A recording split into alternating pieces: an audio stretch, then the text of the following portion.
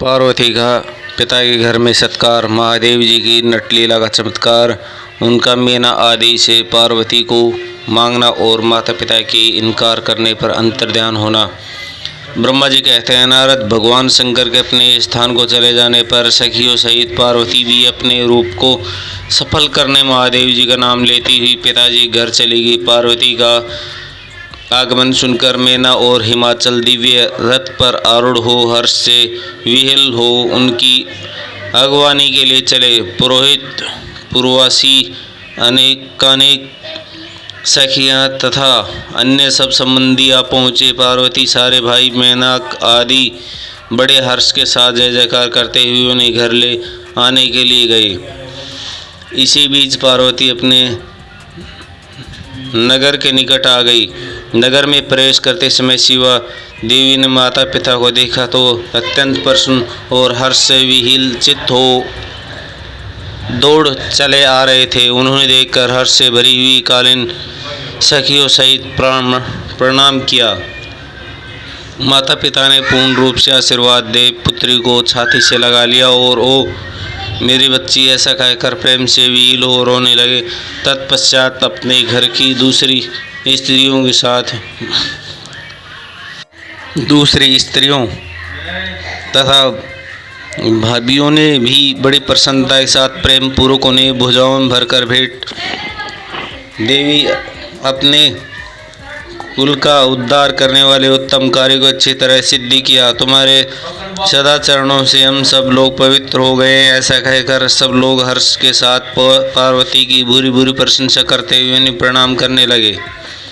लोगों ने चंद्र और सुंदर फूलों से शिवा देवी का सानंद पूजन किया। उस अवसर पर विमान पर बैठे हुए देवताओं ने पार्वती का नमस्कार करके उन पर फूलों की वर्षा करते हुए स्तुति की। नारद, उस समय तुम्हें भी एक सुंदर रथ पर बिठाकर ब्रह्मांड आदि सब लोग नगर में ले गए। फिर ब्राह्मणों, सखियों तथा दूसरी स्त्रियों ने बड़े आदर के साथ शिवा घर के भीतर प्रवेश किया। स्त्रियों ने उनके ऊपर बहुत सी वस्तुएं निछावर की। ब्राह्मणों ने आशीर्वाद दिया। मुनि और पिता हिमावन और माता मेनका बहुत बड़ी प्रसन्नता हुई। उन्हें अपने गृहस्थ आश्रम को सफल माना और यह अनुभव किया कि कुपुत्री की अपेक्षा सुपुत्री श्रेष्ठ है। गिरिराज ने ब्राह्मणों और वंदिनियों को धन दिया और ब्राह्मणों से मंगल पाठ करवाया। मुनि इस प्रकार पार्वती के साथ हर्ष से भरे हुए माता पिता, भाई और भौजाइयाँ भी उनके घर आंगन में प्रसन्नतापूर्वक बैठी।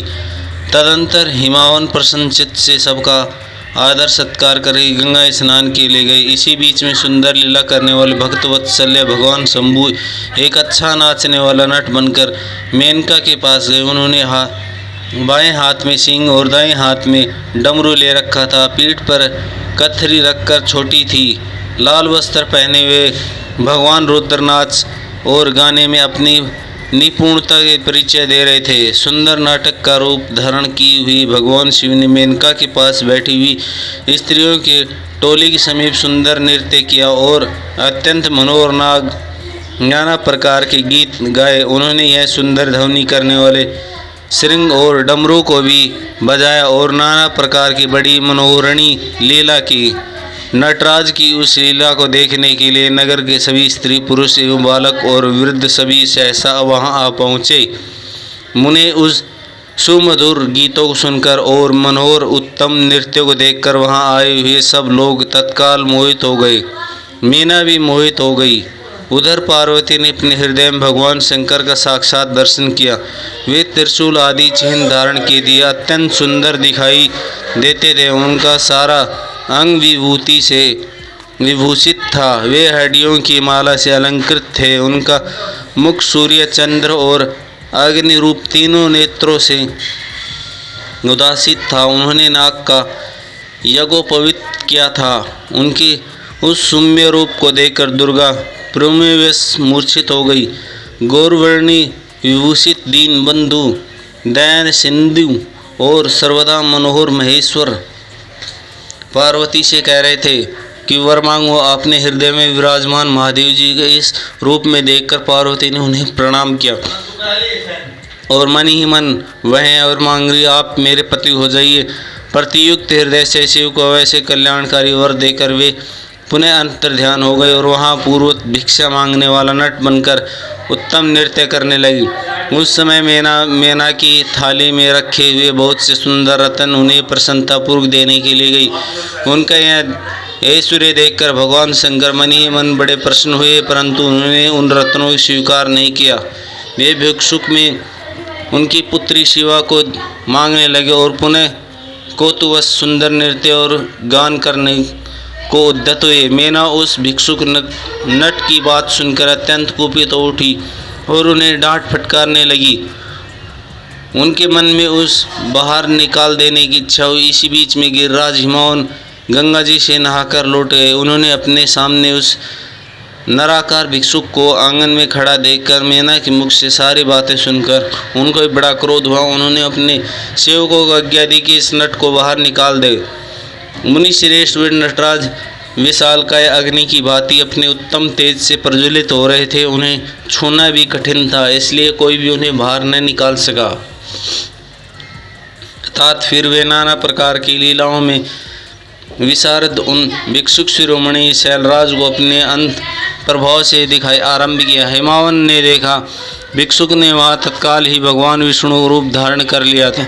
उनके मस्तक पर किरीट, कानों में कुंडल और शरीर पर पीत वस्त्र शोभा पाते। उनके चार भुजाएं। हिमावन ने पूजा के समय गदाधारी श्री हरि को जो पुष्प आदि चढ़ाए थे वे सब उन्हें भिक्षुक के शरीर के मस्तक पर देखे। तत्काल गिरिराज ने उन भिक्षुक शिरोमणि को घटस्था चतुर्मुख ब्राह्मण के रूप में देखा। उनके शरीर का वर्ण लाल था और वे वैदिक सूत का पाठ कर रहे थे। तदंतर शैलराज ने उस कौतुक कसा नटराज को एक क्षण में जगत के नेत्र सूर्य आकाश में देखता था। इसके बाद वे मान उद्दत रुद्र के रूप में दिखाई दिए। इसके साथ देवी पार्वती भी थी। वे उत्तम तेज से संपन्न रमणीय रुद्र धीरे धीरे हंस रहे थे। फिर वे केवल तेजोमय रूप में दृष्टिगोचर हुए। उनका यह स्वरूप निराकार, निरंजन, उपाधि शून्य, निरय एवं अत्यंत उद्दत था। इस प्रकार हिमावन ने उनके बहुत से रूप देखे। इससे उन्हें बड़ा विस्मय हुआ और वे तुरंत ही परमानंद में निगम हो गए। तदंतर सुंदर लीला करने वाले भिक्षुक शिरोमणि ने हिमावन और मैना के दुर्गा को भिक्षा के रूप में मांगा। दूसरी कोई वस्तु ग्रहण नहीं की, परंतु शिवा माया से मोहित होने के कारण शैलराज ने उनकी इस प्रार्थना को स्वीकार नहीं किया। फिर भिक्षुक ने कोई वस्तु नहीं ली और वे वहाँ से अंतर्ध्यान हो गए। तब मैना और शैलराज उत्तम ज्ञान हुआ और वे सोचने लगे भगवान शिव हमें अपनी माया से छलकर अपने स्थान को चले गए।